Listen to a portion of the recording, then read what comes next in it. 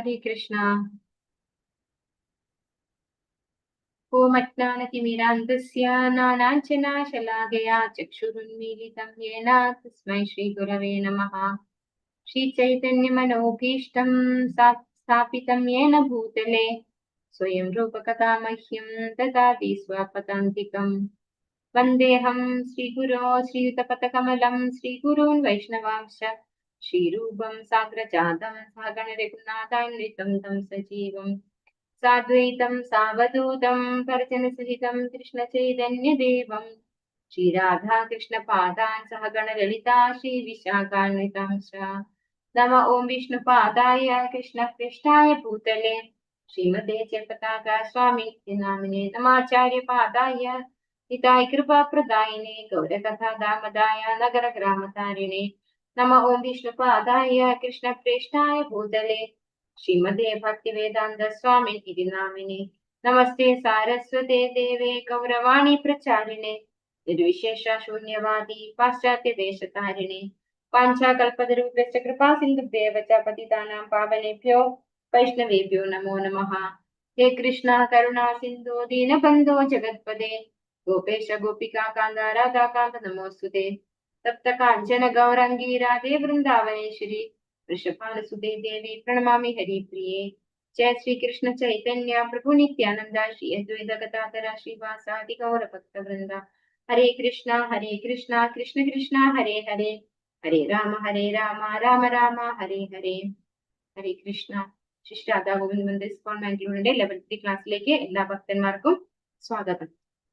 ഉപദേശാമൃതം ശ്ലോകം 6 അല്ലെ, ശ്ലോകം 5 വരെ ഞാൻ 6 വരെയുള്ള ശ്ലോകങ്ങള് PDF ആക്കിയിട്ട് ശ്ലോകവും വിവർത്തനവും നമ്മുടെ ഗ്രൂപ്പിൽ ഇട്ടിട്ടുണ്ട്. അപ്പൊ എല്ലാവർക്കും അത് ഉപയോഗിച്ചിട്ട് പഠിക്കാം. ആദ്യത്തെ 4 ശ്ലോകങ്ങള് പഠിക്കാനുള്ളതാണ്, 5ഉം 6ഉം. പക്ഷെ നമ്മൾ എല്ലാ ശ്ലോകത്തിന്റെയും മീനിങ് നമ്മൾ മനസ്സിലാക്കിയിട്ടുണ്ടാവണം. പരീക്ഷയ്ക്ക് മിക്കവാറും അല്ല, ഇത് ചോദിക്കാനാണ് പറഞ്ഞിരിക്കുന്നത്. അതായത് ഈ 11 ശ്ലോകത്തിന്റെയും മീനിങ് നിങ്ങൾക്ക് അറിയണം, അതിന്റെ പരിഭാഷ, നമ്മൾ എന്താണ് ഈ ഒരു ശ്ലോകത്തിലൂടെ പഠിക്കുന്നത് എന്നുള്ളത് നമ്മൾ അറിയണം. അതുകൊണ്ട് അതെല്ലാവരും പഠിച്ചു വെക്കണം. ശ്ലോകം, ആദ്യത്തെ 4 ശ്ലോകങ്ങളും ബാക്കി എല്ലാ ശ്ലോകത്തിന്റെയും വിവർത്തനം, അതായത് പരിഭാഷ, അത് പഠിക്കണം. എല്ലാവർക്കും ഓർമ്മ ഉണ്ടാവും എന്ന് വിചാരിക്കുന്നു. ഞാൻ നേരെ ശ്ലോകത്തിലേക്ക് കടക്കാണ്. ദൃഷ്ടൈ സ്വഭാവജനിതൈർവപുഷശ്ച ദോഷൈഃ ന പ്രാകൃതത്വമിഹ ഭക്തജനസ്യ പശ്യേത് ഗംഗാംബസാം ന ഖലു ഉദ്ബുധേന പങ്കൈർ ബ്രഹ്മദ്രവത്വമപഗച്ഛതി നീരധർമ്മൈഃ. എല്ലാവർക്കും ഒരു പ്രാവശ്യം ചൊല്ലാം. ദൃഷ്ടൈ സ്വഭാവജനിതൈർവപുഷശ്ച ദോഷൈർ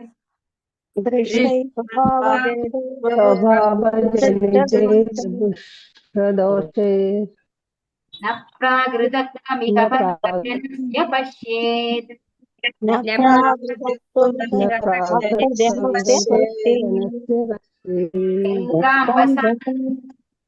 ഗംഗാംബസാം ന ഖലു ബുദ്ബുധേന പങ്കൈർ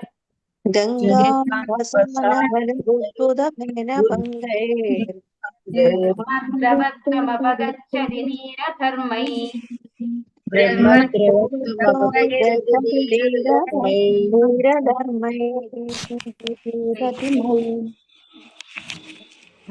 നമ്മുടെ 5ാമത്തെ ശ്ലോകത്തില് ഓരോ വൈഷ്ണവരെയും കണ്ടു കഴിഞ്ഞാൽ എങ്ങനെയാണ് ബഹുമാനിക്കേണ്ടത് അല്ലെ, വൈഷ്ണവ എത്തിക്കേറ്റ്സ് എന്ന് പറയും അല്ലെ.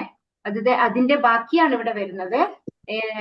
കൃഷ്ണാബോധത്തിൽ പ്രതിഷ്ഠിതനായ ഒരു ശുദ്ധ ഭക്തന് അവന്റെ ശരീരവുമായി താതാത്മ്യവുമില്ല.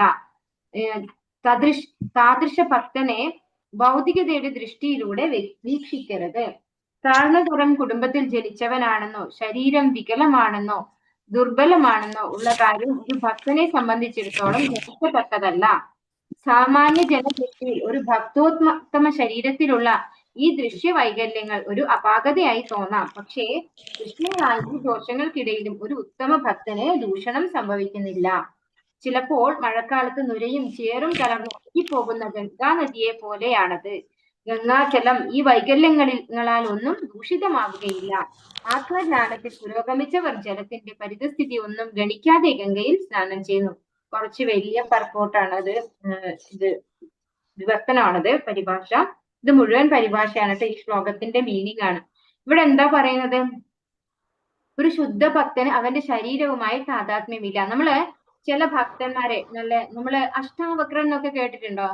അഷ്ടാവക്രൻ എന്ന് പറഞ്ഞാല് 8 എന്താ മടക്കുണ്ട് ശരീരത്തിൽ, 8 വൈകല്യങ്ങളുണ്ട് ശരീരത്തിൽ എന്നാണ് പറയുന്നത്. പക്ഷെ അദ്ദേഹം ഉയർന്ന ഒരു ഭക്തനായിരുന്നു. അപ്പോ അദ്ദേഹത്തെ കളിയാക്കിയിട്ടാണ് നമ്മൾ കബന്ധൻ, രാമായണമൊക്കെ വായിച്ചിട്ടുണ്ടാവുമല്ലോ എല്ലാവരും അല്ലെ? കബന്ധൻ ആ ഒരു രൂപം, അതായത് ഒരു ആരായിരുന്നു എന്നാണ് പറയണ്ടായേ? എന്തോ പേര് വരുന്നില്ല. ഗന്ധർവനായിരുന്നു. എന്നിട്ട് അഷ്ടാവക്രനെ കണ്ട് കളിയാക്കി, അങ്ങനെയാണ് കബന്ധനായിട്ട് മാറിയത് എന്നൊക്കെ രാമായണത്തിൽ പറയുന്നുണ്ട്. അപ്പൊ നമ്മള് ശുദ്ധഭക്തന്മാരെ അവരുടെ ശരീരവുമായിട്ട് താതാത്മ്യമില്ല അവർക്ക് എന്നാണ് പറയുന്നത്. അങ്ങനെയുള്ള കണ്ണുകളോടെ, നമ്മൾ ഭൗതികമായിട്ടുള്ള കണ്ണുകളോടെ ഒരു ഭക്തനെ ശരീരം കാണരുത്, അങ്ങനെ വീക്ഷിക്കരുത് എന്നാണ് പറയുന്നത്. ആ ഭക്തന് ചിലപ്പോ വൈകല്യങ്ങൾ ഉണ്ടാവാം, ചിലപ്പോ സൗന്ദര്യം ഉണ്ടാവില്ലായിരിക്കാം അല്ലെ? അതൊന്നും നമ്മൾ കൺസിഡർ ചെയ്യരുത്. നമ്മൾ അവരുടെ ആ ഒരു ഭക്തന്റെ ശരീരമല്ല അവരെന്നുള്ളത് നമ്മൾ മനസ്സിലാക്കണം. ഒരിക്കലും ആ ഭക്തന്റെ ശരീരത്തിന്റെ കുറവുകൾ വെച്ചിട്ട് അവരെ നമ്മൾ കണക്കാക്കരുത്. അത് മാത്രമല്ല, ശരീരത്തിന്റെ മാത്രമല്ല, അവര് ഏത് ജാതിയിൽ പിറന്നവരാണ് അല്ലെങ്കിൽ ഏത് മതത്തിൽ പിറന്നവരാണ്, ഇതൊന്നും നമ്മൾ ആരെ കാര്യത്തിൽ നോക്കരുത്. ഒരു വൈഷ്ണവന്റെ കാര്യത്തിൽ നമ്മൾ മനസ്സിലാക്കിയിട്ടുണ്ട്. ഉന്നത ഭക്തന്മാരുടെ ശ്രേണിയിലേക്ക് വന്നു കഴിഞ്ഞു കഴിഞ്ഞാൽ നമ്മൾ ഒരിക്കലും ഇത്തരത്തിലുള്ള ഭക്തന്മാരെ അവരുടെ ശരീരത്തിന്റെ ഇതിൽ വെച്ച്, ശരീരത്തിന്റെ ജനിച്ച കുലമോ അല്ലെങ്കിൽ ശരീരത്തിന്റെ അപാകതകളോ ഒന്നും കണ്ടുകൊണ്ട് കൺസിഡർ ചെയ്യരുതെന്ന്. ഇന്നലെ ഞാൻ ഒരു ക്ലാസ് അറ്റൻഡ് ചെയ്തപ്പോ അവിടെ പ്രഭു പറയുണ്ടായി, ഭക്തി സിദ്ധാന്ത സരസ്വതി ഗോസ്വാമി മഹാരാജ് തന്റെ ശിഷ്യന്മാരോട്, ഒരു ബൽദേവ വിദ്യാഭൂഷൺ ആണെന്നാണ് ഞാൻ കേട്ട ഒരു ഓർമ്മ, ഒരു ആചാര്യൻ, ഒരു ഉയർന്ന ആചാര്യന്റെ അടുത്ത് നിങ്ങൾ അധികം അടുത്ത് പോകരുത്, ക്ലോസ് ആയിട്ട്, അതായത് അദ്ദേഹത്തിന്റെ അടുത്ത് പോയി നിന്ന് അദ്ദേഹത്തെ വണങ്ങരുത്, ദൂരെ നിന്ന് വണങ്ങിക്കൊള്ളണം എന്ന് പറയുന്നുണ്ടായി എന്ന്. കാരണം അദ്ദേഹത്തിന്റെ ശരീരത്തിൽ നിന്ന്, അദ്ദേഹം അത്രയും പ്രായമായിട്ടുള്ള ആളാണ്, ശരീരത്തിൽ ചിലപ്പോൾ അദ്ദേഹം ടേക്ക് കെയർ ചെയ്യുന്നുണ്ടാവില്ല. അപ്പൊ നമ്മള് അദ്ദേഹം ശരീരമാണെന്ന് വിചാരിച്ചിട്ട്, ഇയാള് വൈഷ്ണവരാണല്ലോ, എന്നിട്ട് എന്റെ ഈ ശരീരം ഒന്നും ഇങ്ങനെ വൃത്തിയായി ശുചിയായി സൂക്ഷിക്കാത്തത്. നമ്മള് വൈഷ്ണവ എത്തിക്കേറ്റ്സ് പറയുമ്പോ എന്താ പറയുന്നത്? നമ്മൾ നിത്യം 2 നേരം കുളിക്കണം, വസ്ത്രം നല്ല വസ്ത്രം ധരിക്കണം, അത് നമ്മൾ നമ്മുടെ കാര്യത്തിൽ ചെയ്യണം. പക്ഷെ മറ്റൊരാൾ ചെയ്യുന്നതിനെ ഒരിക്കലും നമ്മൾ എസ്റ്റിമേറ്റ് ഇതാക്കി, എന്താ പറയാ, എന്താ അങ്ങനെ ചെയ്ത് അവരതുകൊണ്ട് വൈഷ്ണവരല്ലേ, ഇങ്ങനെ ചിന്തിക്കാൻ പാടില്ല എന്നാണ് പറയുന്നത്. അപ്പൊ വൈഷ്ണവരെ നമ്മൾ അവരുടെ ശരീരത്തിന്റെ കുറവുകളോട് കൂടി കാണുന്നത് വളരെ വലിയ തെറ്റായ കാര്യമാണ്. താഴ്ന്ന തരം കുടുംബത്തിൽ ജനിച്ചവനാണെന്നോ ശരീരം വികലമാണെന്നോ ദുർബലമാണെന്നോ ഉള്ള കാര്യം ഒരു ഭക്തനെ സംബന്ധിച്ചിടത്തോളം ഗണിക്കത്തക്കതല്ല. ഇത് എടുത്തു പറയാൻ കാര്യം എന്താ വെച്ചാൽ, നമ്മുടെ ഈ ഭൗതികമായിട്ടുള്ള ഒരു ചിന്താഗതി എന്താന്ന് വെച്ചാല്, ഭക്തി ചെയ്തു കഴിഞ്ഞാൽ ആ വ്യക്തി എല്ലാം എന്താണ്, ഒരു ഭക്തനായിട്ട് ഒരാൾ വരണമെങ്കിൽ ആ വ്യക്തി ഓൾറെഡി ഒരു ഉയർന്ന കുടുംബത്തിലായിരുന്നിരിക്കണം, അതുപോലെ ആ വ്യക്തിക്ക് എല്ലാ ശാരീരികമായിട്ടുള്ള സൗന്ദര്യങ്ങളും ഉണ്ടായിരിക്കണം. ഇങ്ങനെയൊക്കെയുള്ള ഒരു ചിന്താഗതിയാണ് അല്ലെ, അവർക്ക് എല്ലാ സുഖ സൗകര്യങ്ങളും കിട്ടണം. പക്ഷെ ഇതിന് നേരെ ഓപ്പോസിറ്റ് ആണ് യാഥാർത്ഥ്യം. ഒരു ഭക്തനെ സംബന്ധിച്ച് ഈ ഭൗതികമായിട്ടുള്ള കഷ്ടവും ഗുണവും ഒന്നും എന്താണ് ബാധിക്കുന്നില്ല, അദ്ദേഹത്തിനെ ബാധിക്കുന്നതേ അല്ല. അദ്ദേഹത്തെ സംബന്ധിച്ചിടത്തോളം അതൊന്നും ഗണിക്കത്തക്കതേ അല്ല എന്നാണ് പറയുന്നത്. സാമാന്യ ജനദൃഷ്ടിയിൽ ഒരു ഭക്ത ഉത്തമ ശരീരത്തിലുള്ള ഈ ദൃശ്യവൈകല്യങ്ങൾ ഒരു അപാകതയായി തോന്നാം. പക്ഷെ ദൃശ്യങ്ങളായി ദോഷങ്ങൾക്കിടയിലും ഒരു ഉത്തമ ഭക്തന് ദൂഷണം സംഭവിക്കുന്നില്ല. അപ്പൊ നമുക്ക് നമ്മുടെ ഗുരുമഹാരാജ് അദ്ദേഹം വീൽ ചെയറിലാണ് അല്ലെ, അപ്പൊ അതൊക്കെ അങ്ങനെയൊന്നും നമ്മൾ ചിന്തിക്കാനേ പാടില്ല. അത് എന്താണ്, വൈഷ്ണവ അപരാധമായിട്ടാണ് വരിക. അതുകൊണ്ട് നമ്മൾ അവരുടെ ശരീരത്തിന്റെ പ്രശ്നങ്ങളൊന്നും വെച്ചുകൊണ്ട് അവരെ ചിന്തിക്കരുത്. അത് വലിയൊരു അപരാധമാണ് വരുന്നത്. ഒരു ഉത്തമ ഭക്തന് പക്ഷെ ഇങ്ങനെയുള്ള എന്തൊക്കെ വൈകല്യങ്ങൾ ഉണ്ടെങ്കിലും അതൊന്നും ഉത്തമ ഭക്തനെ ബാധിക്കുന്നില്ല. അതിനെ കമ്പയർ ചെയ്യുന്നത് ഇതിനോടാണ്? ഗംഗാജലത്തോടാണ് കമ്പയർ ചെയ്യുന്നത്. ചിലപ്പോൾ മഴക്കാലത്ത് നുരയും ചേറും കലർന്ന് ഒഴുകിപ്പോകുന്ന ഗംഗാ നദിയെ പോലെയാണ് അത്. അതായത് മഴ സമയത്ത് ഇങ്ങനെ വെള്ളം ഇങ്ങനെ വരുമ്പോ അത് ഇങ്ങനെ എന്താ പറയാ, പതപതയായിട്ട് വരും അല്ലെ. അപ്പൊ അത് അഴുക്ക് വെള്ളമാണെന്ന് നമ്മൾ വിചാരിക്കും. പക്ഷെ ഗംഗാജലം എന്താണ്? ഒരിക്കലും അഴുക്കല്ല അല്ലെ. ഗംഗാജലം എങ്ങനെ ഒഴുകിയാലും എന്താണ്, ഗംഗയാണ്. ആ ഗംഗയിൽ നമ്മൾ പോയി കുളിച്ചു കഴിഞ്ഞാൽ നമുക്ക് എന്താ കിട്ടുന്നത്? നമുക്ക് എല്ലാ മാലിന്യങ്ങളും ഇല്ലാതെയാവുകയാണ് ചെയ്യുന്നത്. ഈ വൈകല്യങ്ങളൊന്നും, ഗംഗാജലം ഈ വൈകല്യങ്ങളാൽ ഒന്നും ദൂഷിതമാവുകയില്ല. ആത്മജ്ഞാനത്തിൽ പുരോഗമിച്ചവർ ജലത്തിന്റെ പരിതസ്ഥിതി ഒന്നും ഗണിക്കാതെ ഗംഗയിൽ സ്നാനം ചെയ്യുന്നു. അപ്പോ ഭഗവാന്റെ ഭക്തന്മാരായിട്ടുള്ളവര് എന്ത് ചെയ്യുന്നു? എത്ര നുരയും പതയൊക്കെ ഉണ്ടെങ്കിലും അതൊക്കെ മാറ്റിക്കൊണ്ട് അവിടെ പോയി കുളിക്കുന്നു അവര് അതില് സ്നാനം ചെയ്യുന്നു. അതുപോലെയാണ് ശുദ്ധഭക്തന്മാര് ശരീരം, അതായത് അത് ആ ശരീരത്തിന് എന്തെങ്കിലും അപാകതകളോ ന്യൂനതകളോ അവർ ജനിച്ച കുലത്തിന് എന്തെങ്കിലും പ്രശ്നങ്ങളോ ഒക്കെ ഉണ്ടായാൽ പോലും അതൊന്നും തന്നെ അവരെ ബാധിക്കുന്നില്ല.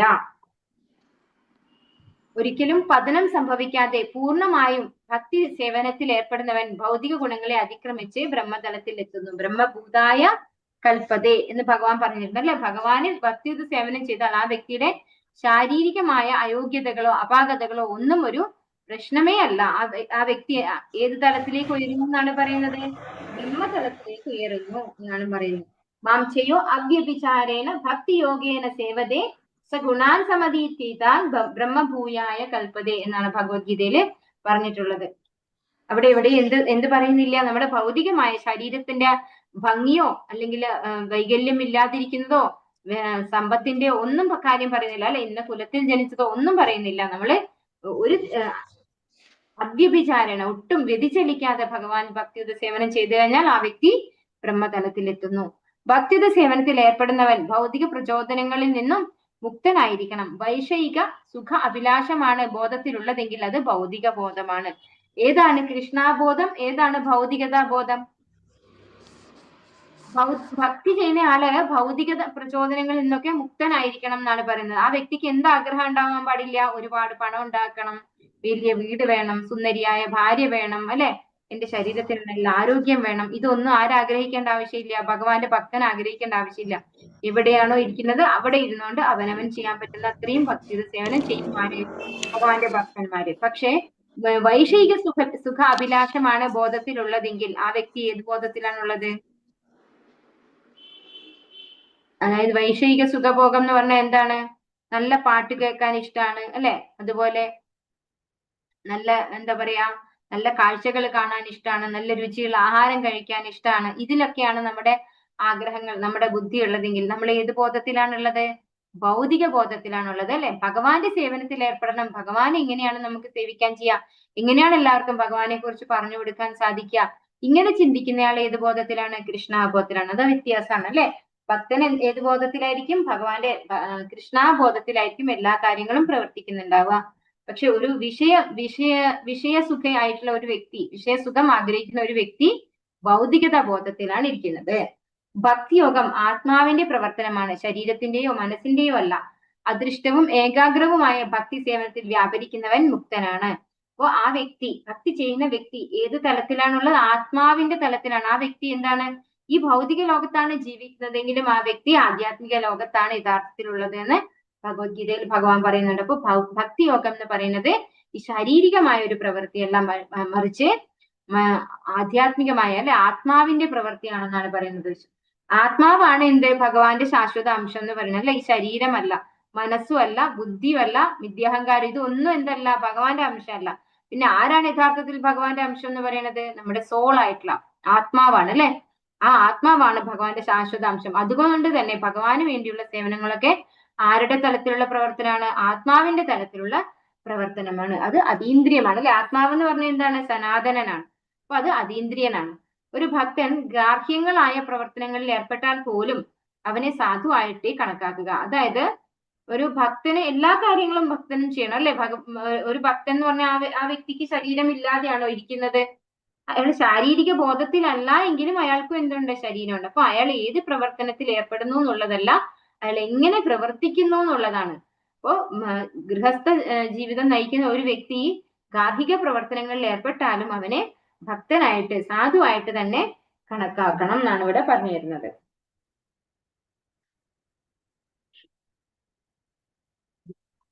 ഭഗവത്ഗീതയിൽ ഒരു ശ്ലോകം ഉണ്ട്, അപിചേത് സുദുരാചാരോ ഭജത്തെ മാമനന്യഭാഗ് സാധുരേവ സമന്തവ്യഃ സമ്യക് വ്യവസിതോ ഹി സഹ. ഇതിലെന്താ പറയുന്നത്? ഒരു ഭക്തൻ ഗാർഹ്യങ്ങളായ പ്രവർത്തനങ്ങളിൽ ഏർപ്പെട്ടാൽ പോലും അവനെ സാധു സജ്ജനമായിട്ടേ കണക്കാക്കുവാൻ പാടുള്ളൂ. എന്തുകൊണ്ടെന്നാൽ ഭഗവത് സേവനത്തിൽ വ്യാപരിക്കുന്ന ഒരു ഭക്തന്റെ അവസ്ഥയാണ് യഥാർത്ഥത്തിൽ അവനുള്ളത്. അതായത് അവനെ സാമാന്യ ജനത്തെ പോലെ കരുതുവാൻ പാടില്ല എന്നർത്ഥം. അപ്പോ ഒരു വ്യക്തി ഗൃഹസ്ഥനാണ് അല്ലെങ്കിൽ ഗൃഹകാര്യങ്ങളാണ് അവൻ ചെയ്യുന്നത്, അതുകൊണ്ട് അവൻ ഭക്തനല്ല എന്നാരും അനുമാനിക്കാൻ പറ്റില്ല. ആ വ്യക്തിയുടെ മനസ്സിനകത്ത് അല്ലെങ്കിൽ ആ വ്യക്തി ആത്മാവിന്റെ തലത്തിൽ നിന്നുകൊണ്ടാണ് പ്രവർത്തിക്കുന്നതെങ്കിൽ ഭഗവാനെ സ്മരിച്ചുകൊണ്ട് സദാ ഭഗവാനെ സ്മരിച്ചുകൊണ്ട് എല്ലാം ഭഗവാന് സമർപ്പിച്ചുകൊണ്ട് ഭഗവത് അർപ്പണമായിട്ട് ചെയ്യുന്ന ഒരു വ്യക്തി അയാൾ ഏത് പ്രവൃത്തി ചെയ്താലും അയാൾ ഭഗവാന്റെ ഭക്തനാണ്, അയാൾ ആത്മീയ തലത്തിലാണ്, ബ്രഹ്മഭൂത അവസ്ഥയിലാണ്. ഒരു നിഷ്കളങ്ക ഭക്തൻ ബ്രാഹ്മണന്റെയോ ഗോസ്വാമിയുടെ കുടുംബത്തിലോ പിറന്നവനല്ലെങ്കിലും അവൻ ഭഗവത് സേവനത്തിൽ നിരതനാണെങ്കിൽ ഒരിക്കലും ഉപേക്ഷണീയനല്ല.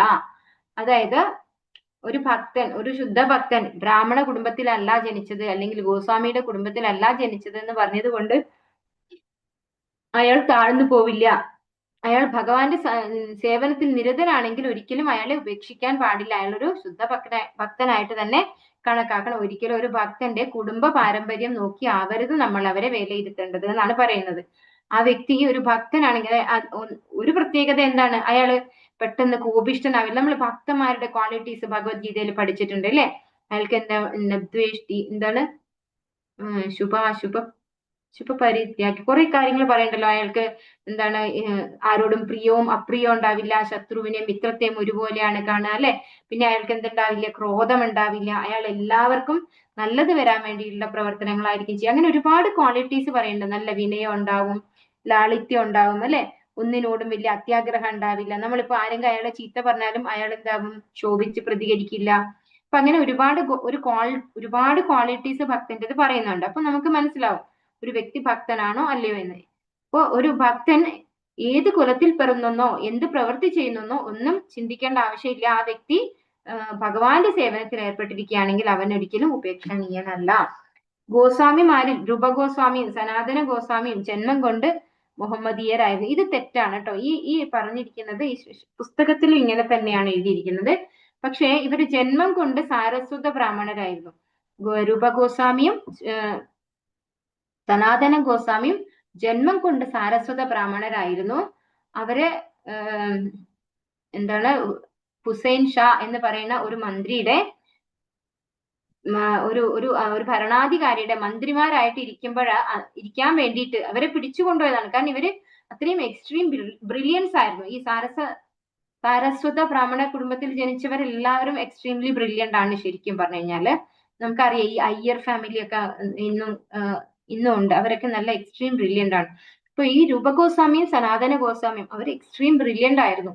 അപ്പൊ അവരുടെ ആ ഒരു ബ്രില്യൻസി കണ്ടിട്ടാണ് അവരെ ആ ഒരു തസ്തികയിലേക്ക് ഫോഴ്സ്ഫുള്ളി എടുത്തോണ്ട് പോയി അവിടെ മതം മാറ്റിയിട്ടാണ്.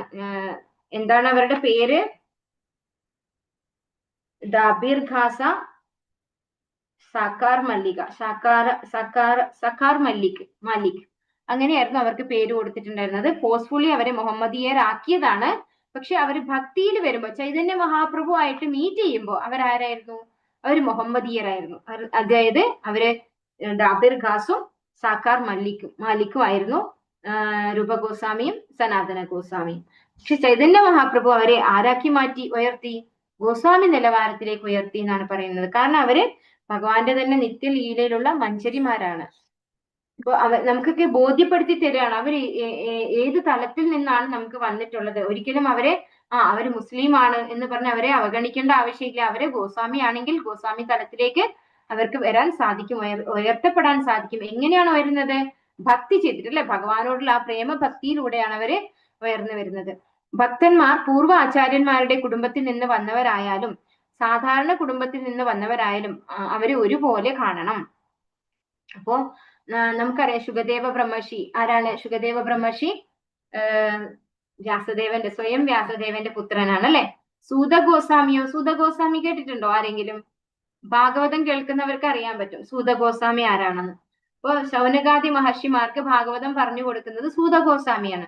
സൂത ഗോസ്വാമിയുടെ അച്ഛൻ, എനിക്ക് പേര് മറന്നുപോയി, ഫേമസ് ആണ്. സൂത ഗോസ്വാമിയുടെ അച്ഛൻ ഗോസ്വാമിയുടെ അച്ഛൻ ഇതുപോലെ ഒരു ഭാഗവത ആചാര്യനായിരുന്നു. പക്ഷെ അദ്ദേഹം ബലരാമൻ വന്നപ്പോ ബലരാമനെ റെസ്പെക്ട് ചെയ്തില്ല.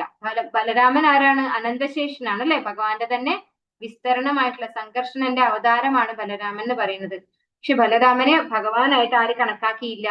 സൂത ഗോസ്വാമിയുടെ അച്ഛൻ കണക്കാക്കിയില്ല. അങ്ങനെ ബലരാമൻ ഒരു പുൽക്കൊടി ഉപയോഗിച്ച് അദ്ദേഹത്തെ വധിച്ചു എന്നാണ് പറയുന്നത്.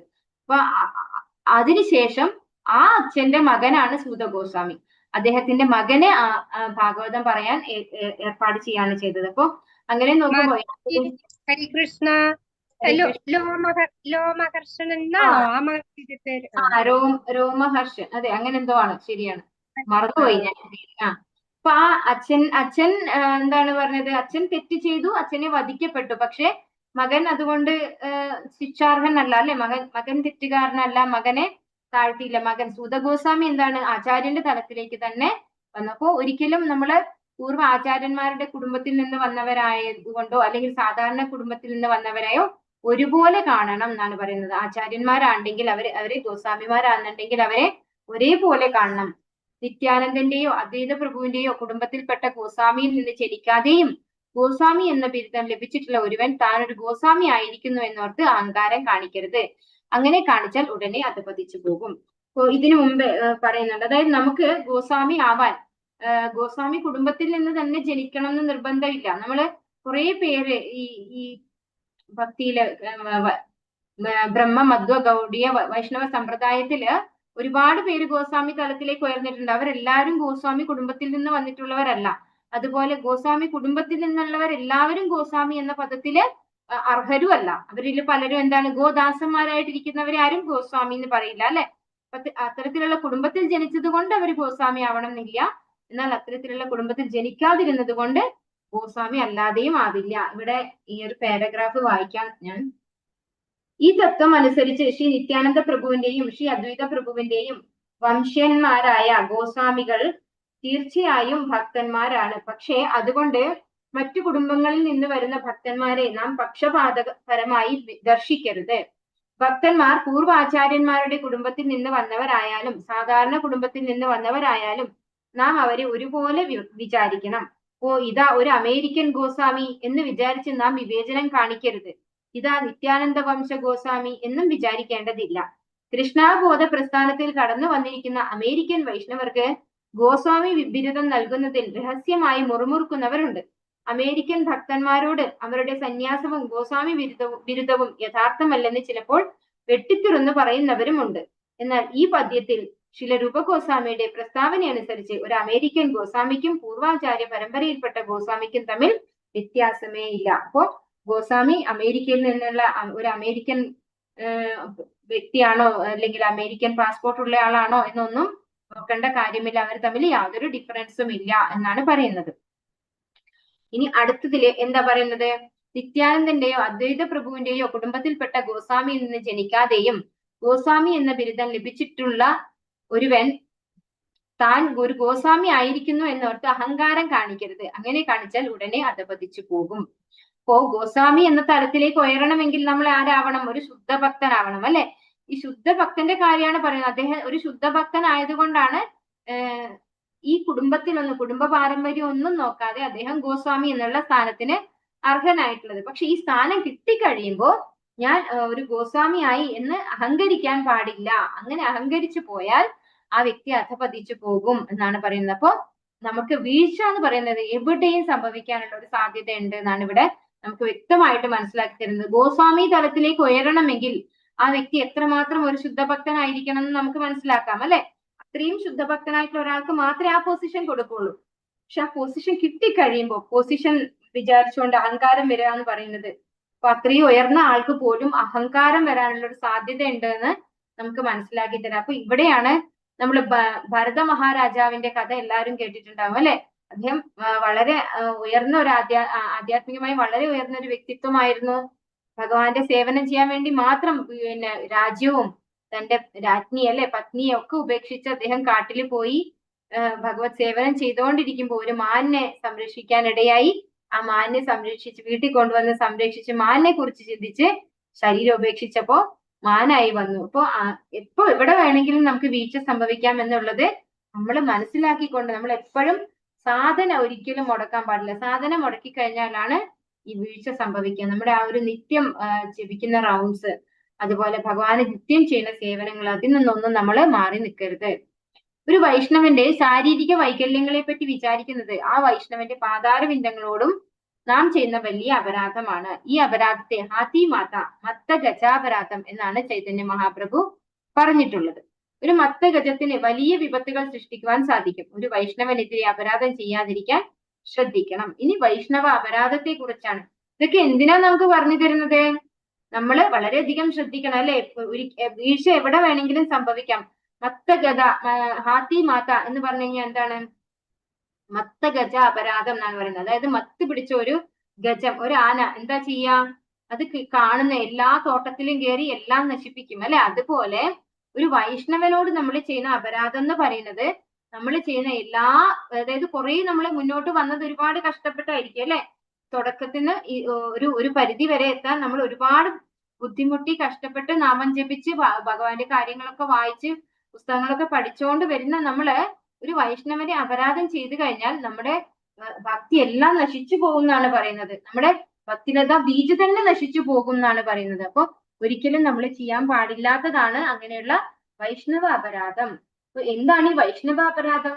ഒരു വൈഷ്ണവന്റെ ശാരീരിക വൈകല്യങ്ങളെ പറ്റി വിചാരിക്കുന്നത് ആ വൈഷ്ണവന്റെ പാതാരവിന്ദങ്ങളോട് നാം ചെയ്യുന്ന വലിയ അപരാധമാണ്. അപ്പോൾ നമ്മൾ അവരുടെ ശാരീരികമായിട്ട് നിങ്ങൾക്ക് വൈകല്യം ഉണ്ടോ, അല്ലെങ്കിൽ സൗന്ദര്യം ഇല്ല അല്ലെ, ഇങ്ങനെ, അല്ലെങ്കിൽ അദ്ദേഹം താഴ്ന്ന കുടുംബത്തിൽ നിന്ന് വന്നയാളാണ് എന്നൊക്കെ പറഞ്ഞ് നമ്മൾ ഒരിക്കലും ഒരു വൈഷ്ണവനോട് അപരാധം ചെയ്യരുത്. അത് വിചാരിക്കുന്നത്, നമ്മൾ പ്രവർത്തിക്കുന്നത് എന്നല്ല ഇവിടെ പറഞ്ഞിരിക്കുന്നത്, വിചാരിക്കുന്നത് പോലും അപരാധമാണ്. അപ്പൊ ഒരിക്കലും ആ രീതിയിൽ നമ്മുടെ ചിന്ത പോകരുത്.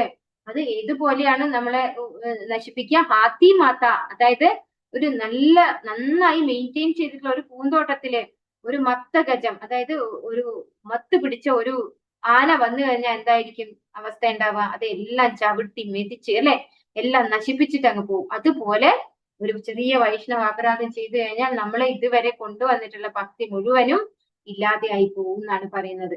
ഒരു മത്ത ഗജത്തിന് വലിയ വിപത്തുകൾ സൃഷ്ടിക്കുവാൻ സാധിക്കും. ഒരു വൈഷ്ണവനെതിരെ അപരാധം ചെയ്യാതിരിക്കാൻ ശ്രദ്ധിക്കണം. ഇപ്പോൾ നമ്മൾ എല്ലാവരും ശ്രദ്ധിക്കേണ്ടതാണ് വൈഷ്ണവ അപരാധം ചെയ്യാതിരിക്കാൻ. തന്നേക്കാൾ ഉയർന്ന വൈഷ്ണവനിൽ നിന്ന് ഉപദേശം സ്വീകരിക്കണം. തന്നേക്കാൾ താഴ്ന്ന പദവിയിലുള്ള ഭക്തന്മാരെ എല്ലാ വിധത്തിലും സഹായിക്കണം. അപ്പോൾ ഉയർന്ന ഭക്തന്മാരിൽ നിന്ന് നമ്മൾ ഉപദേശം സ്വീകരിക്കണം. താഴ്ന്നവരെ എപ്പോഴും നമ്മൾ ഹെൽപ്പ് ചെയ്യണം അല്ലെ. എങ്ങനെയാണ് മുന്നോട്ടേക്ക് വരേണ്ടത്, അതിനു വേണ്ടുന്ന സഹായം ഉയർന്ന വൈഷ്ണവന്മാര് ചെയ്തു കൊടുക്കണം. കൃഷ്ണാബോധത്തിലുള്ള വളർച്ചയ്ക്ക് അനുസരിച്ച് ഒരുവനെ ഉയർന്നവൻ താഴ്ന്നവൻ എന്ന് വ്യവഹരിക്കുന്നത്. അതായത് ആരാണ് സീനിയർ ഡിവോട്ടി, ആരാണ് ജൂനിയർ ഡിവോട്ടി? പുതിയ ആൾക്കാരെ നമുക്ക് ജൂനിയർ ആയിട്ട് പറയാം. കുറച്ചു കാലമായിട്ട് ഈ പറഞ്ഞ 4 യമനിയമങ്ങളൊക്കെ പാലിച്ച് 16 മാലയൊക്കെ ജപിച്ച് ഭഗവാന്റെ സേവനത്തിൽ ഏർപ്പെടുന്നവരെ പൊസിഷൻ അനുസരിച്ച്, അതായത് അവരുടെ വളർച്ചയ്ക്ക് അനുസരിച്ച് അവർ ഉയർന്നവെന്ന് പറയാം. കൃഷ്ണാബോധം ഒരു പ്രത്യേക ജനതയ്ക്ക് മാത്രമാണെന്നോ, ഒരു പ്രത്യേക വിഭാഗ ഭക്തന്മാർക്ക് മാത്രമാണെന്നോ, ഒരു പ്രത്യേക ദേശത്തിന് മാത്രമാണെന്നോ കരുതുന്നവർ ഒരു വൈഷ്ണവന്റെ ബാഹ്യ ലക്ഷണങ്ങൾ മാത്രം നോക്കി കാണുന്നവരാണ്. അപ്പോ കൃഷ്ണാബോധത്തിൽ വരുന്ന ആളിനെ നമ്മള് വിലയിരുത്തേണ്ടതില്ല. ആ വ്യക്തി ഇന്ന കുടുംബത്തിൽ നിന്ന് വന്നയാളാണല്ലോ, അയാൾക്ക് എന്താ ഇവിടെ കാര്യം, അയാൾക്ക് എന്താണ് ഭക്തി, അയാൾക്ക് ഭക്തിയൊന്നും ഉണ്ടാവില്ല അല്ലെ. അങ്ങനെയൊന്നും നമ്മൾ ചിന്തിക്കാൻ പാടില്ല. അവരുടെ കുടുംബ പാരമ്പര്യമോ അല്ലെങ്കിൽ ശാരീരികമായ ഇതൊന്നും നോക്കിയല്ല നമ്മൾ വൈഷ്ണവരെ അനലൈസ് ചെയ്യേണ്ടത്. അത് എന്തായി മാറുന്നു? വൈഷ്ണവ അപരാധമായി മാറും. ഒരിക്കലും ഒരു വൈഷ്ണവന്റെ ബാഹ്യ ലക്ഷണങ്ങൾ നോക്കി കണ്ടുകൊണ്ട് നമ്മൾ അവരെ അനലൈസ് ചെയ്യോ അസസ് ചെയ്യോ ഒന്നും ചെയ്യരുത്. അത് എല്ലാവർക്കും ഭഗവാന്റെ തിരുനാമം എല്ലാവർക്കും. എന്തുകൊണ്ടാണ്? ഭഗവാൻ എല്ലാവരുടെ ഉള്ളിലും പരമാത്മാവായിട്ടുണ്ട് അല്ലെ. അങ്ങനെയാണെങ്കിൽ ഭഗവാൻ എല്ലാവരുടെയും പ്രോപ്പർട്ടിയാണ് അല്ലെ, നമ്മുടെ മാത്രം പ്രോപ്പർട്ടി അല്ല, എല്ലാവരിലും ഉണ്ട് ഭഗവാൻ. ഇവൻ ഒരു ചെടിയിൽ പോലും ഭഗവാൻ പരമാത്മാവായിട്ട് ഇരിക്കുന്നുണ്ട്. അപ്പോൾ നമുക്ക് ആരെയും കുറ്റപ്പെടുത്താൻ പറ്റില്ല. നമ്മുടെ കർമ്മങ്ങളാണ് നമുക്ക് ഓരോ ശരീരം തന്നിരിക്കുന്നത്. പൂർവ്വജന്മ കർമ്മങ്ങളാണ് നമുക്ക് ഓരോ തരത്തിലുള്ള ശരീരം സ്വീകരിക്കാൻ ഇടയായിട്ടുള്ളത്. പക്ഷെ ഭഗവാൻ പറയുന്നു അഹം ബീജപ്രദ പിത മമൈ വാംശോ ജീവലോകെ അല്ലെ. ഭഗവാന്റെ ശാശ്വത അംശമാണ് നമ്മൾ, ഭഗവാൻ നിന്നാണ് വന്നിട്ടുള്ളത്. അപ്പൊ അങ്ങനെയുള്ള ഭഗവാൻ എല്ലാവരുടെ ഉള്ളിലും പരമാത്മാവായിട്ടിരുന്ന് എല്ലാവരെയും ഇൻഡിവിജ്വലി കെയർ ചെയ്യാണ് ഭഗവാൻ. ഒരുപാട് ജനങ്ങളുണ്ടല്ലോ, ഒരുപാട് ജീവസത്ത ഉണ്ടല്ലോ, അതുകൊണ്ട് എനിക്ക് എല്ലാവരെയും കെയർ ചെയ്യാൻ പറ്റുന്നില്ല എന്ന് പറയുന്ന ആളല്ല. ഭഗവാൻ ഓരോരുത്തരുടെ ഉള്ളിലും പരമാത്മാവായിട്ട് വന്നിട്ട് ഓരോരുത്തരെയും പ്രത്യേകം ശ്രദ്ധിക്കുന്നുണ്ട്. അപ്പൊ അങ്ങനെ ശ്രദ്ധിക്കണം. നമ്മൾക്ക് ആരെയും വിലയിരുത്തേണ്ട കാര്യമില്ല. എല്ലാവർക്കും ഭഗവാന്റെ നാമം ജപിക്കാം. അത് എല്ലാവരുടെയും അവകാശമാണ്. സവൈ പുംസാം പരോ ധർമ്മോ യഥോ ഭക്തിരഥോക്ഷജേ. ഇതാണ് ഭാഗവതം പറയുന്നത്. അതിൽ ഹിന്ദുക്കൾ എന്ന് പറയുന്നില്ല, അതില് പുരുഷന്മാരെന്ന് പറയുന്നില്ല, അതിൽ യോഗികൾ എന്ന് പറയുന്നില്ല, അതിൽ എന്റെ ഭക്തന്മാരെന്ന് പറയുന്നില്ല, അല്ലെ? ഭക്തന്മാരായിട്ടുള്ളവർക്ക് മാത്രമാണ് അധോക്ഷജനിൽ ഭക്തി ചെയ്യാന്നുള്ള പറയുന്നില്ല. എന്താ പറയുന്നത്? സവൈ പുംസാം പരോ ധർമ്മോ, എല്ലാ മനുഷ്യന്റെയും പരമമായ ധർമ്മം എന്ന് പറയുന്നത് യഥോ ഭക്തിർ അധോക്ഷജെ. അവർ ഏത് കുലത്തിലായിക്കോട്ടെ, ഏത് ജാതിയിലായിക്കോട്ടെ, ഏത് മതത്തിലായിക്കോട്ടെ, അങ്ങനെയുള്ളൊരു സിറ്റുവേഷനിൽ അവർ വന്ന് പറഞ്ഞിരിക്കുന്നത് അവരുടെ കർമ്മങ്ങൾക്കനുസരിച്ചാണ്. പക്ഷെ അവർക്കും ഭഗവാന്റെ നാമം ജപിക്കാൻ അവകാശമുണ്ട്. ഉന്നതനായ വൈഷ്ണവൻ എപ്പോഴും ഗുരുസ്ഥാനത്ത് പ്രതിഷ്ഠിതനാണ്. നവാഗതൻ അദ്ദേഹത്തിന്റെ ശിഷ്യസ്ഥാനത്തും. ആചാര്യൻ ശിഷ്യനിൽ നിന്ന് ഉപദേശം സ്വീകരിക്കേണ്ടതില്ല. ശിഷ്യരല്ലാത്തവരിൽ നിന്ന് നിർദ്ദേശങ്ങൾ സ്വീകരിക്കാൻ ഇടവരികയും അരുത്. ഇത് പറയുമ്പോൾ നമ്മൾ, അതായത് നമ്മുടെ ഗുരു സ്ഥാനീയരായിട്ടുള്ളവരുടെ കുറ്റം കണ്ടുപിടിക്കേണ്ട കാര്യമില്ല. നമ്മള് ചില സമയത്ത് ക്ലാസ് എടുക്കുമ്പോൾ ചില മാതാജിമാരും ചില പ്രഭുക്കന്മാരും തെറ്റിപ്പോവും പറയുമ്പോൾ. അതായത് വ്യാസദേവൻ എന്ന് പറയേണ്ടടുത്ത് നാരദൻ എന്ന് പറയും, നാരദൻ എന്ന് പറയേണ്ടടുത്ത് വ്യാസദേവൻ, അല്ലെ? അത് ആ ഫ്ലോയിൽ അങ്ങനെ വന്ന് പറയുന്നത് ഞാൻ എത്രയോ ശ്രദ്ധിച്ചിട്ടുണ്ട്. അപ്പൊ നമുക്ക് തന്നെ തോന്നി അവിടെ തെറ്റാണല്ലോ. പക്ഷെ നമ്മൾ കറക്റ്റ് ചെയ്യാൻ പോവരുത്. അതായത് അവർക്ക് അറിയാണ്ട് പറയുന്നതല്ല, അവര് അറിഞ്ഞുകൊണ്ടും പറയുന്നതല്ല. അതായത് അവർക്ക് കറക്റ്റ് ആയിട്ട് പൊസിഷൻ അറിയാം, പറയുന്നത് നാരദൻ എന്നും വ്യാസദേവൻ ആരാണെന്നും അവർക്കറിയാം. പക്ഷെ പറയുമ്പോൾ ഉൾട്ടയായി പോകുന്നതാണ്. അത് നാക്കിന്റെ ഒരു പ്രവർത്തനം മാത്രമാണ്. അപ്പൊ നമ്മൾ ഒരിക്കലും കറക്റ്റ് ചെയ്യേണ്ട ആവശ്യം ഇല്ല. ഒരിക്കലും നമ്മള് ഗുരുവിനെ റെക്ടിഫൈ ചെയ്യാൻ പോകേണ്ടതില്ല. ശിഷ്യരല്ലാത്തവരിൽ നിന്ന് നിർദ്ദേശങ്ങൾ സ്വീകരിക്കാൻ ഇടയാവുകയും അരുത്.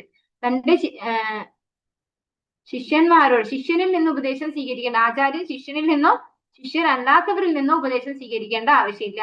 അതുപോലെ ശിഷ്യരല്ലാത്തവർക്ക് നിർദ്ദേശങ്ങൾ കൊടുക്കുകയും ചെയ്യേണ്ട ആവശ്യമില്ല. ഇപ്പൊ നമ്മുടെ ശിഷ്യരല്ല എങ്കിൽ നമ്മൾ ഉപദേശം കൊടുക്കേണ്ട ആവശ്യവും ഇല്ല ആചാര്യന്.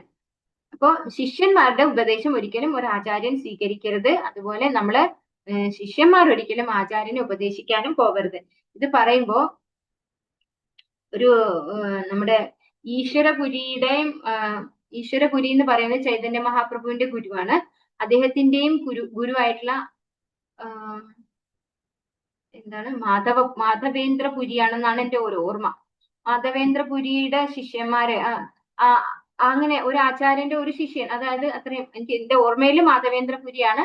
അപ്പൊ അദ്ദേഹത്തിന്റെ വയസ്സായ സമയത്ത് അദ്ദേഹം കിടപ്പിലായ സമയത്ത് അദ്ദേഹം ഇങ്ങനെ കരഞ്ഞു പറയാൻ തുടങ്ങി, അയ്യോ എനിക്ക് ഭഗവാനെ ഓർക്കാൻ പറ്റുന്നില്ലല്ലോ, ഞാൻ എത്ര മഹാഭാഗ്യാണ്, എനിക്ക് ഭഗവാനെ ഓർക്കാൻ സാധിക്കുന്നില്ലല്ലോ എന്നിങ്ങനെ പറഞ്ഞ് കരയുമ്പോ ഒരു ശിഷ്യൻ വന്നിട്ട്, ഇതെന്താണ് ഇങ്ങനെ കരഞ്ഞുകൊണ്ടിരിക്കുന്നത്, ആ സമയത്ത് ഭഗവാന്റെ നാമം ജപിക്കൂ, അങ്ങനെയൊക്കെ പറഞ്ഞു കൊടുക്കുകയുണ്ടായി എന്ന് പറഞ്ഞപ്പോ ആ ഒറ്റ കാരണം കൊണ്ട് ആ ശിഷ്യന്റെ ഭക്തി മുഴുവൻ ഇല്ലാണ്ടായി എന്നാ പറയുന്നത്. കാരണം ഗുരു അങ്ങനെ പറഞ്ഞാലും ഗുരു ശരിക്കും ഭഗവാനെ ഓർക്കാഞ്ഞിട്ടല്ല പറയുന്നത്. നമ്മൾ ഈ വൈഷ്ണവ ഗീതങ്ങളിലൊക്കെ നമ്മൾ കാണാൻ പറ്റും. എല്ലാ ഗുരുക്കന്മാരും പറയുന്നത് എന്താണ്? ഞാൻ ഏറ്റവും പതിതനാണ്, ഞാനാണ് അങ്ങേയറ്റം പതിതനായിട്ടുള്ള വ്യക്തി, എന്നെയാണ് ആദ്യം ഉദ്ധരിക്കേണ്ടത് എന്നാണ് ചൈതന്യ മഹാപ്രഭുവിനോട് പറയുന്നത്, അല്ലെ?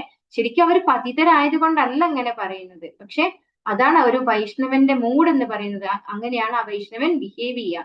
അതുകൊണ്ടാണ് അവർ അങ്ങനെ പറയുന്നത്. അപ്പൊ ഒരിക്കലും നമ്മൾ അങ്ങനെ പറയുന്നത് കേട്ടിട്ട് ഒരിക്കലും ഒരു ഗുരുവിനെ തിരുത്താൻ പോവരുത്, ഗുരുവിനെ ഉപദേശിക്കാനും പോവരുത്. ശ്രീകൃഷ്ണ. ഈ ഒരു ശ്ലോകത്തിൽ ഇത്രയും തന്നെ കാണുന്നുള്ളൂ. എന്തെങ്കിലും വിട്ടുപോയിട്ടുണ്ടോ നോക്കട്ടെ. ഇല്ല, വിട്ടുപോയി. ഹരേ കൃഷ്ണ. എല്ലാവർക്കും മനസ്സിലായിട്ടുണ്ടോ? ഏതെങ്കിലും പോയിന്റ്സ് കൂടുതൽ എക്സ്പ്ലെയിൻ ചെയ്യേണ്ടതുണ്ടോ? ഹരേ കൃഷ്ണ. ആരും ഇല്ല ഇവിടെ? ഹരേ കൃഷ്ണ മാതാജി. എല്ലാം മനസ്സിലായിട്ടുണ്ടോ ക്ലാസ് എടുത്തത്? ഹരേ കൃഷ്ണ മാതാജി, മനസ്സിലായിട്ടുണ്ട് മാതാജി. എല്ലാവർക്കും മനസ്സിലായോ? മനസ്സിലായി മാതാജി. മനസ്സിലായിട്ടുണ്ട് മാതാജി. ഹരേ കൃഷ്ണ. ശ്ലോകം 6 എന്താണ് പറയുന്നത്? എന്താണ് മനസ്സിലായത്? ശ്ലോകം 6 എന്താണ് പറയുന്നത്? കുറച്ച് വലിയ വിവർത്തനമാണ്. എന്താണ് ശ്ലോകം 6 പറയുന്നത്? നമ്മൾ വൈഷ്ണവരുടെ ശാരീരികമായിട്ടുള്ള വൈകല്യങ്ങളോ ഒന്നും നോക്കി അവരെ അനലൈസ് ചെയ്യരുത് എന്ന് പറയുന്നു. പിന്നെ എന്ത് പറയുന്നു? ഗംഗാജലത്തോട് ഉപമിച്ചിരിക്കുന്നു, അല്ലെ? ഗംഗാജലം മഴക്കാലത്ത് ചേറും നൊരയും ഒക്കെ ആയിട്ട് വരും. പക്ഷെ എന്നാലും ഭക്തന്മാരെന്താ ചെയ്യുന്നത്? അതൊന്നും കൺസിഡർ ചെയ്യാതെ അവിടെ പോയി സ്നാനം ചെയ്യും. അങ്ങനെ സ്നാനം ചെയ്യുന്നവരുടെ എല്ലാ പാപങ്ങളെയും ഇല്ലാതെയാക്കാൻ ഗംഗാ നദിക്ക് സാധിക്കും എന്നതുപോലെ തന്നെ വൈഷ്ണവരായിട്ടുള്ള ആളുകൾക്ക് ചിലപ്പോൾ ശാരീരികമായി, ചിലപ്പോൾ രോഗം പിടിപെട്ട ശരീരമായിരിക്കാം, ചിലപ്പോൾ വൈകല്യം ഉണ്ടായിരിക്കാം, ചിലപ്പോൾ സൗന്ദര്യം ഉണ്ടാവില്ലായിരിക്കാം. ഇതൊന്നും അല്ലെങ്കിൽ അവര് വലിയ കുലത്തിലായിരിക്കില്ല ജനിച്ചിട്ടുണ്ടാവുക, അല്ലെ? അവര് ബ്രാഹ്മണ കുലത്തിലോ അല്ലെങ്കിൽ അങ്ങനെയുള്ള കുലത്തിലൊന്നും ജനിച്ചവരായിരിക്കണം എന്നില്ല. പക്ഷെ എന്നാലും അവര് ഭക്തന്മാർ, അതായത് ഭഗവാന്റെ ശുദ്ധ ഭക്തന്മാരാണെങ്കിൽ ആ ഒരു ശരീര തലത്തിലല്ല അവരിയ്ക്കുന്നത്. നമ്മള് അങ്ങനെ അവരെ കാണരുത് എന്നാണ് പറയുന്നത്. ഒരു ഭക്തി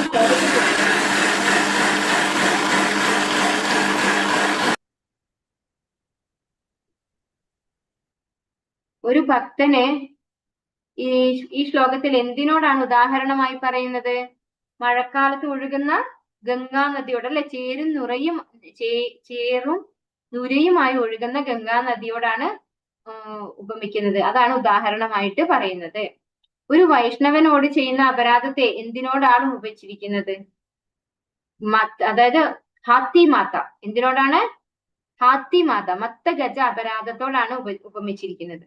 ഹാത്തി മാതയ്ക്ക് അല്ലെങ്കിൽ ഒരു മത്ത ഗജത്തിന് എല്ലാം, അല്ലെ, ഒരു പൂന്തോട്ടത്തിൽ കയറി എല്ലാം നശിപ്പിക്കാൻ സാധിക്കുന്നത് പോലെ ഒരു വൈഷ്ണവ അപരാധത്തിന് നമ്മുടെ എല്ലാ ഭക്തിയും ഇല്ലാതെയാക്കാൻ സാധിക്കും എന്നാണ് പറയുന്നത്. ഭക്തിയോഗം ഏതിന്റെ പ്രവർത്തനമാണ്? ഭക്തിയോഗം ഏതിന്റെ പ്രവർത്തനമാണ്? അത് മനസ്സിന്റെ പ്രവർത്തനമല്ല, ശരീരത്തിന്റെ പ്രവർത്തനമല്ല, ആത്മാവിന്റെ പ്രവർത്തനമാണെന്ന് നമ്മൾ പഠിച്ചു. ഗോസ്വാമിമാർ എപ്പോഴാണ് അധപതിക്കാൻ സാധ്യതയുള്ളത്? അവർക്ക് അഹങ്കാരം വന്നു കഴിഞ്ഞാൽ, അല്ലെ? നമ്മള് വൈഷ്ണവരുടെ കുടുംബത്തിൽ അല്ലെങ്കിൽ നമ്മള് ബ്രാഹ്മണ കുടുംബത്തിലോ ഗോസ്വാമിമാരുടെ കുടുംബത്തിലോ അല്ല ജനിച്ചതെങ്കിലും ഞാൻ ഗോസ്വാമി എന്നുള്ള ഒരു പൊസിഷനിലാണ് ഇരിക്കുന്നത് എന്ന് ഒരു അഹങ്കാരം തോന്നിപ്പോയി കഴിഞ്ഞാൽ അപ്പൊ തന്നെ അവര് അധപതിച്ചു പോകും എന്നാണ് പറയുന്നത്. ഹരേ കൃഷ്ണ. വാഞ്ചാകൽപതരൂപശ്ച കൃപാസിന്ധുഭ്യവച പതിതാനാം പാവനേഭ്യോ വൈഷ്ണവേഭ്യോ നമോ നമഃ. അനന്തകോടി വൈഷ്ണവന്തി की जय, श्रील प्रभुपाद की जय, गुरु महाराज की जय, निताय गौर प्रेमानंदे हरि हरि बोल. हरे कृष्णा. हरे कृष्णा. सर्व